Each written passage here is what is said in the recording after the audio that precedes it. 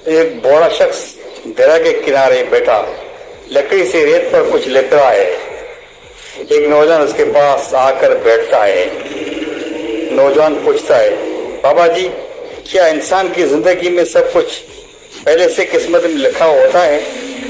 अगर सब कुछ किस्मत ही है तो फिर मेहनत का क्या फायदा?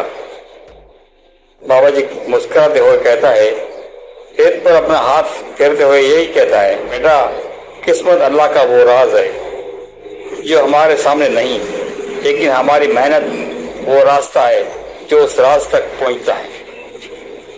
सुनो, किस्मत सिर्फ लिखा हुआ नहीं होती, बल्कि वो मौका भी है जो अल्लाह तुम्हें देता है।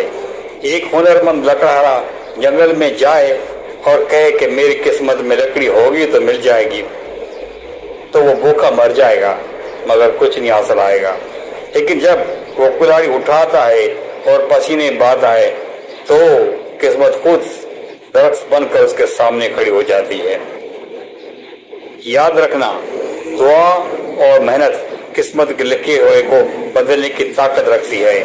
अल्लाह ने तुम्हारी किस्मत में वो लिखा है जो तुम मांगोगे, और वो जो तुम हासिल करने की तक वो दो में करोगे। कभी ये न कहो कि मेरी किस्मत खराब है, बल्कि ये कहो कि अभी मेरी मेहनत में वो तरफ बाकी है जो बंद तकदीर के दरवाजे खोल दे। किस्मत तुम्हारा साथ तब देती है जब तुम्हारा इरादा हमारे से ऊंचा और तुम्हारा यकीन अपने रब पर अटल हो। उठो और